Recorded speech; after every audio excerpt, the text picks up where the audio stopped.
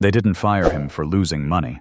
They threw him out for one word on a medical report: infertile. Richard Hale had built his life like a fortress: glass towers, black cars, a mansion that looked like it belonged in a movie. Then the doctor slid the paper across the desk, and everything went quiet. Richard stared at the line like it was a death sentence. Not because he stopped being a man, but because in his world a man without an heir was suddenly worth less than the suit on his back. That night in the marble kitchen, his wife Vanessa didn't ask if he was okay. She didn't touch his hand. She just looked at the paper and said, "So, there's no future." Her parents were already in the living room, voices clipped and cold, talking about legacy and family name like Richard was a broken appliance. Vanessa's father leaned forward and said, "Pack a bag." Just for a few days. But the guards at the gate didn't open for him later. The message was clear. Rain soaked his hair as he sat at a bus stop with a dead phone and an empty wallet. No assistance, no driver, no respect. Just a man and the sound of his own breathing. And that's when a woman in a worn jacket paused under the streetlight, staring at him like she recognized the face behind the headlines. "Mr. Hale," she asked softly, "are you all right?" Her name was Maria Torres, and beside her stood two little girls, Lily and Lucy, holding her hands, watching the mighty fall and deciding right there whether to walk away or help. Maria didn't know the whole story. Not yet. All she saw was a drenched man in an expensive coat sitting like someone had unplugged his soul. But Richard's mind wasn't even at that bus stop anymore. It was back in that mansion, warm lights, cold hearts. Vanessa had called it a family meeting like they were planning a vacation. Her mother poured tea she never drank. Her father sat straight-backed, hands folded, already acting like judge and jury. Richard stood there with the clinic report still creased in his fist. Vanessa didn't say, "I'm sorry." She didn't say, "We'll figure it out."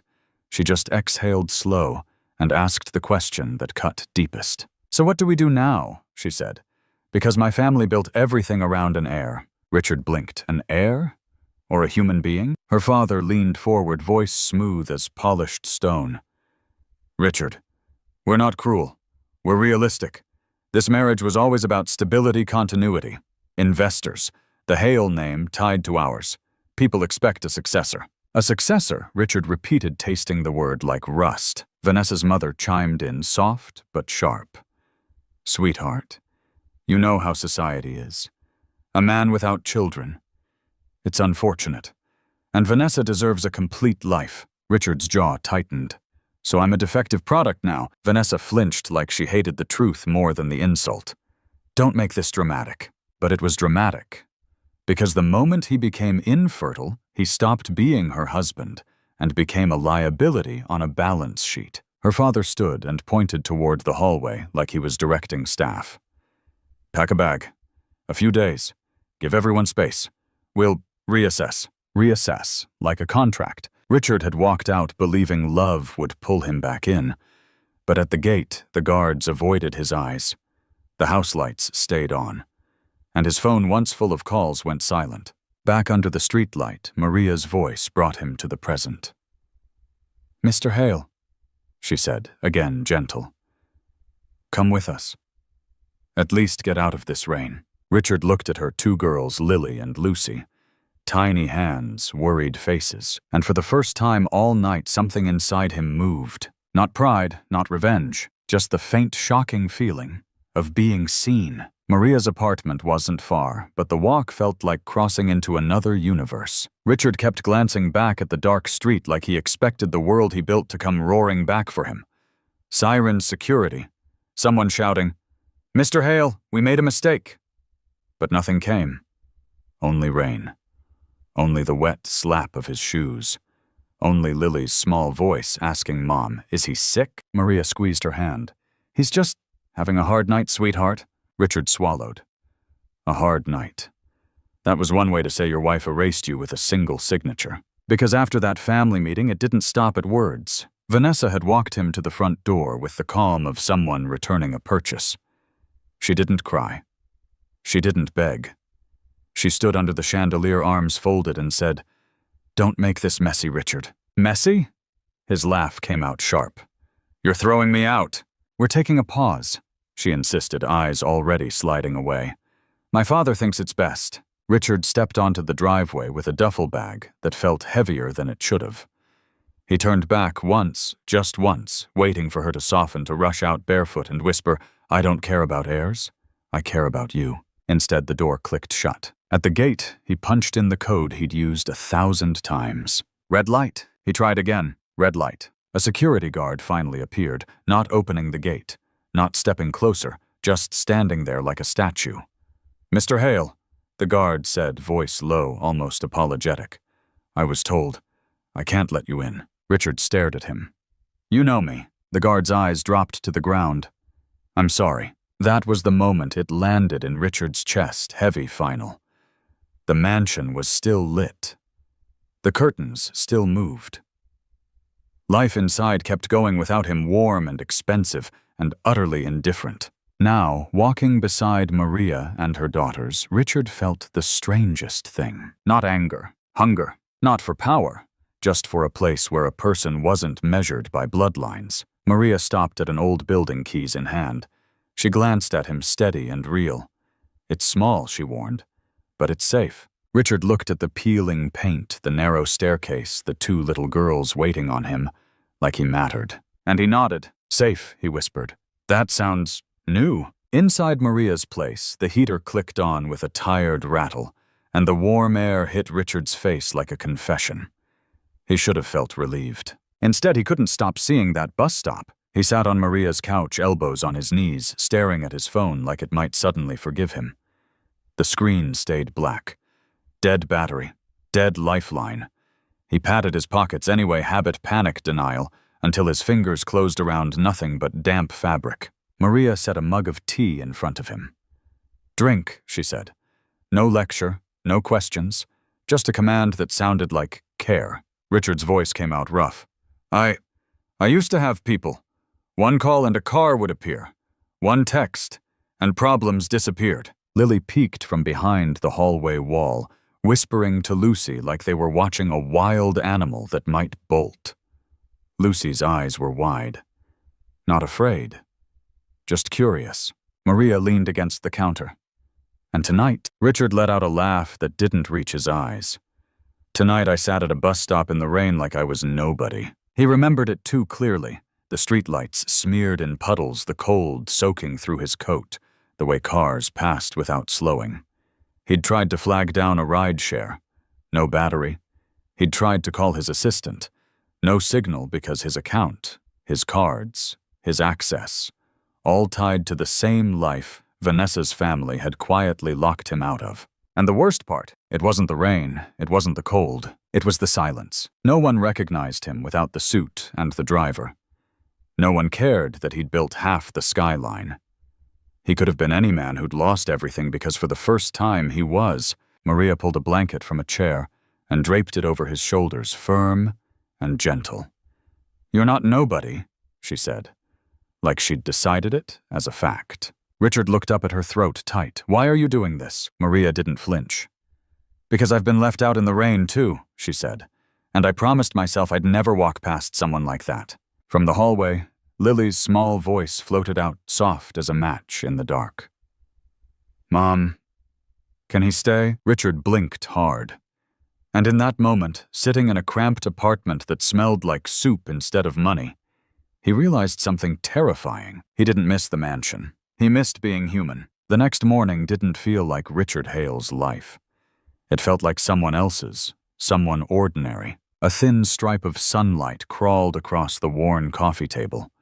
The apartment smelled like toast, and something sweet cinnamon, maybe. Richard sat there in borrowed sweatpants, still half expecting to wake up under silk sheets with a schedule waiting on his nightstand. Instead, Lily and Lucy padded into the room in mismatched socks, hair sticking up, whisper fighting over a spoon. Maria moved around the tiny kitchen like she'd done this 1,000 times. No staff, no marble counters, just a mother making it work. Richard cleared his throat. Maria, I don't understand why you... She didn't look up. You don't remember me, do you? He frowned. I'm sorry. I've met a lot of people. Maria finally turned, arms crossed, eyes steady. I used to clean the executive floor at Hale Holdings. Night shift. I'd empty your office trash, wipe fingerprints off your conference table. Richard's face warmed with shame. No, she cut in.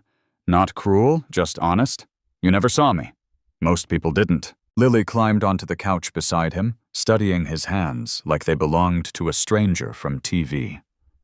Lucy hovered behind her sister, holding a stuffed rabbit by one ear. Maria nodded toward the girls. And these two? They're my whole world. I work, I hustle, I keep the lights on. That's it. Richard swallowed. So why help me? Maria's voice softened, but it didn't weaken. Because last night, you looked like a man who'd been erased, and I know what that feels like. Richard's eyes dropped to the mug in his hands. They threw me out like I was nothing. Maria took a slow breath. Then let this be the first place you're not treated like a title. Lily leaned closer, whispering loudly like kids do. Mom, he's rich, right? Maria shot her a look. Lily. Richard almost smiled, almost. He said quietly. Lucy stepped forward, brave, for half a second, and asked, Are you going to cry again? Richard blinked, caught off guard. Maybe he admitted. And Maria didn't pity him. She just nodded like tears were allowed here. Okay, she said. Then you're staying for breakfast. Maria didn't ask Richard to explain everything. She didn't need the details to set one rule. In her home, nobody got treated like a problem to be managed. After breakfast, she rinsed the dishes, then turned and wiped her hands on a towel like she was getting ready for something serious. All right, she said. Let's make this simple. Richard straightened on the couch, still holding his mug like it was a lifeline. I can leave. I don't want to. No. Maria cut him off gently but firm. Listen to me. You can stay here tonight. And the next. Until you can stand up again. Richard's throat tightened. Maria, I don't have cash on me. My cards, everything. She lifted a hand. I'm not renting you a bed, Richard. I'm giving you a place to breathe. Lily swung her legs at the table, watching him like she was trying to decide if he belonged. Mom says you look like a sad movie. Lucy nodded like a tiny judge. A really sad one. Richard let out a shaky laugh, then it cracked into something closer to a sigh. That sounds about right. Maria walked over and pointed to the couch. Blankets are in that closet. Bathroom's down the hall. And if you're going to stay here, you follow our rules. Richard nodded quickly. Anything. Rule 1, Maria said, eyes locked on his. No acting like you're better than anybody. He swallowed. I'm not. Rule 2, she continued. No disappearing on the girls. If you say you'll be here, you're here. Richard glanced at Lily and Lucy. Both were still watching him quiet now, like they'd heard promises break before. He felt that sting sharp personal. I understand. Maria softened just a little. Rule 3, she said, voice lower. In this house, you're not a CEO. You're not a headline. You're not a mistake. Richard's eyes burned. He blinked fast, but one tear slipped anyway. Maria didn't rush to comfort him. She just spoke like she was stating the truth out loud, so he couldn't argue with it. You're a person, she said, and right now you need a home. Lily leaned in and whispered, Oh. He's staying. Maria nodded. Yeah, baby, he's staying. And Richard, sitting on that worn couch, realized something terrifying and beautiful at the same time. For the first time in his life, he wasn't being saved by money. He was being saved by mercy. By day 3, the strangest thing happened. Richard stopped reaching for the life he'd lost and started noticing the life right in front of him. It began with something small. Maria handed him a grocery list scribbled on the back of an old envelope. Corner store's 2 blocks, she said. Milk, eggs, oatmeal, and whatever fruit's on sale. Richard stared at the list like it was a foreign language. You want me to go? Maria arched an eyebrow. Yes, sir. You have legs. Lily smirked. He doesn't know how to shop, Mom. Lucy nodded like a tiny expert. Rich people don't touch bananas. Richard opened his mouth to protest, then shut it. Because Lucy wasn't wrong. He'd spent years living inside buildings where food simply appeared, ordered, delivered, plated like magic. Outside, the air was crisp. Cars passed. A neighbor walked a dog that looked like it had opinions. Richard stepped into the small store and froze in aisle 2, surrounded by cereal boxes, shouting promises at him in neon colors. An older cashier with silver hair and reading glasses looked him over. "You all right there, son?" she asked, not impressed by his jawline or his past. Richard swallowed. "I think so." "Good," she said. "Now pick a brand and keep it moving. People are hungry." He actually laughed. A real one. Back at the apartment, Maria watched him unpack the bags, careful, almost proud, like he'd just carried something more valuable than stock shares. "You did fine," she said. Richard hesitated, then admitted, "It's quieter out there. But it's real." Maria nodded toward the girls who were coloring at the table. "That's the point." Lily looked up. "So are you going to be weird rich guy sad today?" Richard crouched beside her, lowering his voice. "I'm trying not to be." Lucy studied him, then slid a crayon across the table. "Then sit. Color with us." Richard stared at this crayon, cheap, blunt, ordinary. And for the first time since the doctor's office, his chest didn't feel like it was collapsing. He sat down, not as a CEO, not as a headline, just a man learning one small moment at a time, how to be human again. That night, the apartment turned into something Richard didn't know he'd been starving for. Maria stirred a pot on the stove. Nothing fancy, just chicken soup thick with noodles and carrots. The windows fogged up. The radiator hissed like an old man clearing his throat. Lily and Lucy set the table with mismatched plates, arguing over who got the good spoon like it was the Olympics. Richard hovered awkwardly, then finally asked, "What can I do?" Maria didn't even look back. "Cut the bread. And don't overthink it." He took the knife hands, still a little unsure, like bread was somehow more dangerous than a boardroom. Lily watched him from her chair, chin in her palm. "You're holding it like it's a business deal," she said. Richard paused. "I used to sign contracts worth more than this whole building." Lucy pointed at the loaf. "Then this should be easy. It's just bread." He laughed, short, surprised, then sliced carefully. Warm steam rose from the soup when Maria ladled it into bowls. The smell filled every corner of that small space, pushing out the cold, pushing out the silence. They sat together. No phones, no assistants, no security. Just 4 people and a table that wobbled when you leaned on it. Halfway through dinner, Lily started telling a story about her teacher mispronouncing her name, adding dramatic sound effects like she was narrating a movie trailer.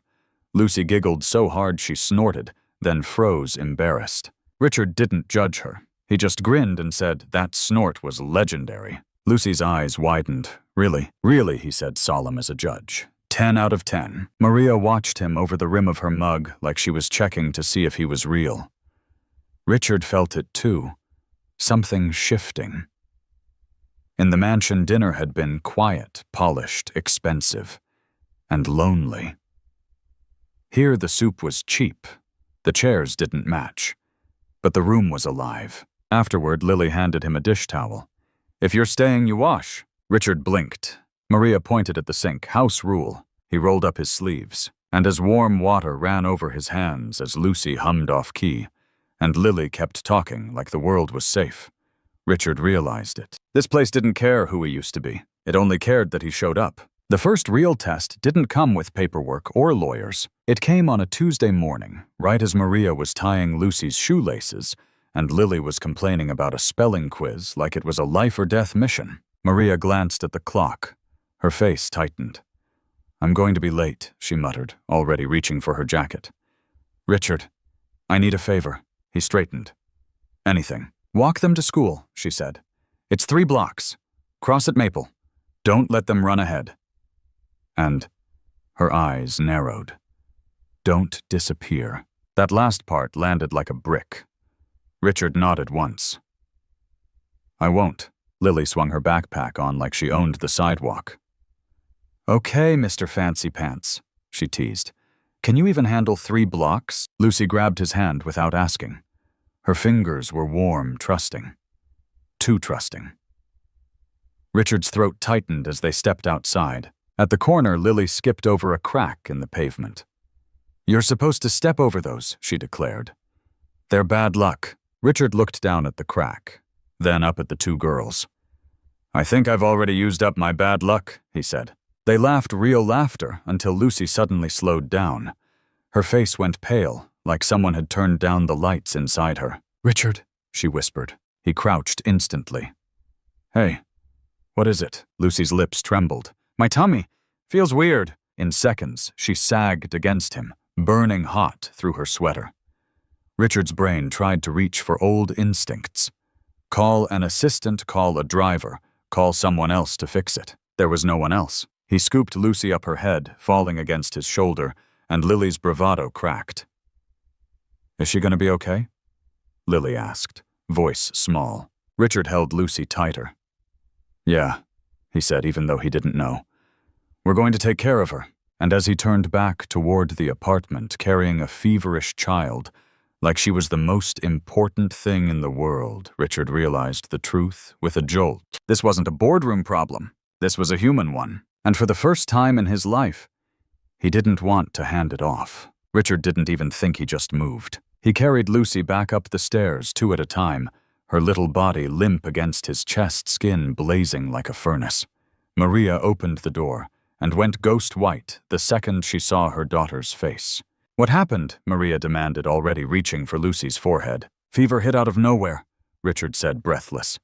She nearly collapsed on the sidewalk. Lily stood in the doorway, trying to be tough, but her eyes were glassy. She was fine 5 minutes ago, she whispered. Maria grabbed her phone with shaking fingers. Clinic, now. Richard stepped forward. I'll take her. Maria blinked at him. You don't even know where. I can learn, he cut in, voice low and steady. Tell me the address. Tell me what to say. I've handled 1,000 emergencies on paper. Let me handle this one in real life. Maria hesitated for 1 heartbeat. Then she nodded fast. She scribbled the clinic name on a sticky note and shoved it into his hand like it was a lifeline. At the clinic, the waiting room smelled like disinfectant and old magazines. Richard filled out forms with hands that wouldn't stop trembling. When the nurse called Lucy Torres, he stood up so fast his chair scraped the floor. I'm here, he said. I'm with her. The nurse looked at him, expensive face, exhausted eyes, and asked Dad. Richard froze. For a second, the old shame tried to rise. Infertile. No heir. Not a father. Then he looked down at Lucy, half asleep in his arms, trusting him like gravity. He lifted his chin. I'm the one responsible for her, he said. Whatever you need. I'm not going anywhere. And in that fluorescent hallway with Lucy's tiny fingers curled around his shirt, Richard realized something he'd never been taught in any boardroom. Love isn't proven by blood. It's proven by who shows up when it's scary. Some people will measure your worth by what you can produce, money, status, heirs, approval. But real life doesn't care about your title. Real life asks one question. When someone needed you, did you show up? Because the most meaningful legacy isn't a last name on a building. It's the peace you give to another human being when their world is falling apart. If this story hit you in the chest even a little, tell me in the comments, who showed up for you when you were at your lowest? Or who do you wish had? And hey, before you click away, subscribe for more stories that feel like movies, but carry real truth.